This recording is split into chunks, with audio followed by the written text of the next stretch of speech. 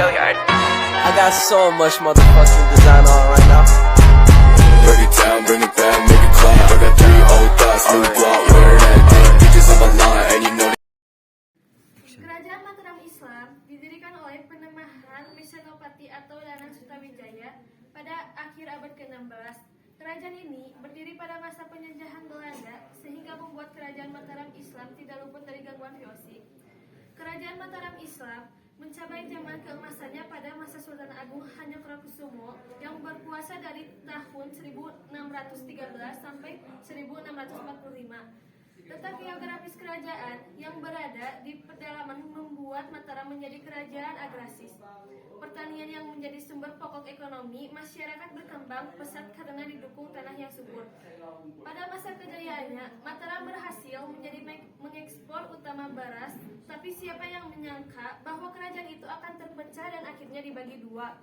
Permasalahan dimulai saat VOC datang dengan segala kelicikannya. Siapa kalian? Mengapa kalian kemari? Perkenalkan, kami utusan dari Tuan Jipikon. Kami kesini diperintahkan untuk bertemu dengan Sultan Agung. Baiklah, tunggu di sini sampai aku kembali.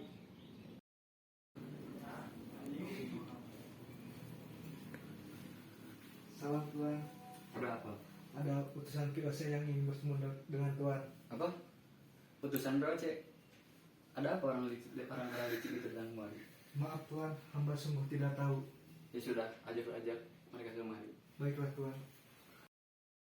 Prajurit itu segera memanggil Jenderal VOC dan mempersilahkannya untuk menemui Sultan Agung.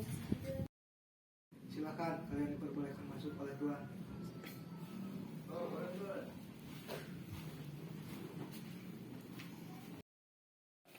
Jadi, ada perlu apa kalian datang kemari? Perkenalkan, kami utusan dari Tuan Jipikon. Dengan hormat, Tuanku meminta agar Mataram dan VOC bekerja sama. Kerjasama seperti apa yang diinginkan oleh tuanmu? Apakah dia ingin Pulau Jawa tunduk kepadanya? Kenapa kau berpikir seperti itu kepada Tuanku, wahai Sultan? Janganlah buruk sangka, kita hanya akan bekerja sama dalam memerintah. Memerintah seperti apa yang diinginkan oleh tuanmu?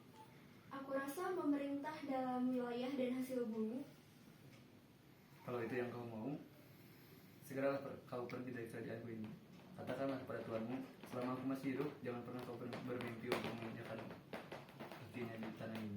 Baiklah kalau keputusanmu seperti itu, tapi jaga bicaramu terhadap Tuanku. Lihat saja apa yang akan dilakukan oleh Tuanku kepada kerajaanmu yang lemah ini. Lihat saja, aku tidak takut. Hai prajurit, cepat bawa mereka. Baik Sultan.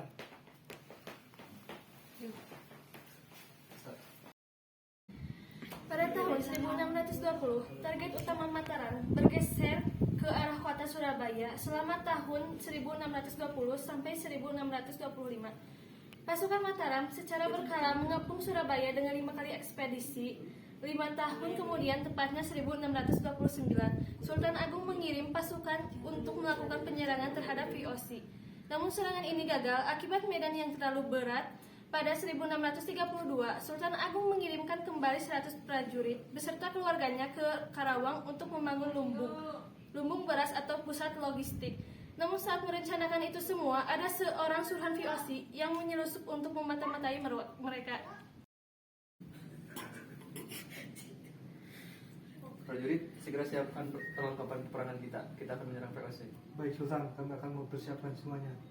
Tingkatkan jumlah kapal dan persenjataan, dan jangan lupa bangun lumbung beras untuk persediaan makanan. Baik Sultan.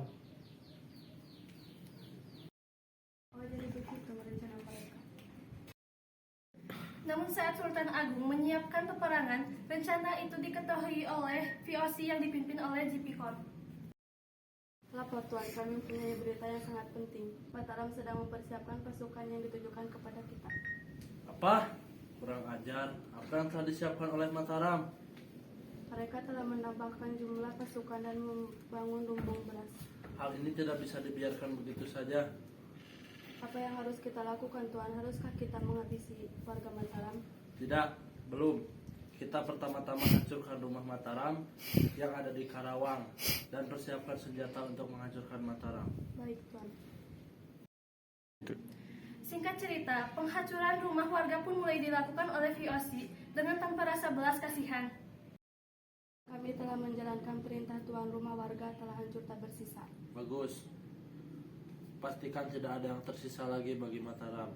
Sampai Mataram membawa pasukan yang lemah ke Batavia. Jalankan tugas yang lain. Siap-siap. Sementara itu, kondisi Mataram sangatlah buruk. Mataram lalu melakukan penyerangan terhadap VOC dan menuju ke Batavia, tetapi penyerangan itu gagal. Sultan, apalagi yang kami bisa lakukan? Kita sudah kalah. Tidak, kita masih belum kalah.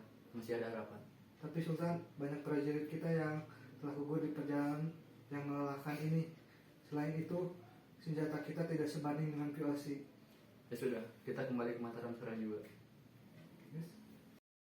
Setelah itu, perlawanan demi perlawanan antara Mataram dengan VOC terus terjadi. Banyak daerah-daerah Mataram yang melakukan pemberontakan ingin cepat merdeka.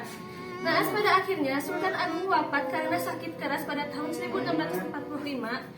Ia digantikan oleh putranya yang bergelar Amangkurat I. Akan tetapi, pribadi raja ini sangat berbeda dengan pribadi Sultan Agung. Amangkurat I adalah seorang raja yang lemah, berpandangan sempit, dan sering bertindak kejam. Mataram mengalami kemunduran, apalagi adanya pengaruh VOC yang semakin kuat. Dan perkembangannya, kerajaan Mataram akhirnya dibagi dua berdasarkan perjanjian Giyanti 1755. Sebelah barat menjadi Kesultanan Yogyakarta dan sebelah timur menjadi Kasunan Sukara.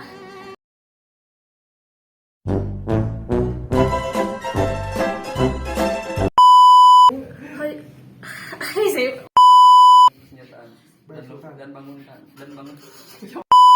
Pada tuanku, wahai Sultan, jangan Dalam VOC. Baik Sultan, kami akan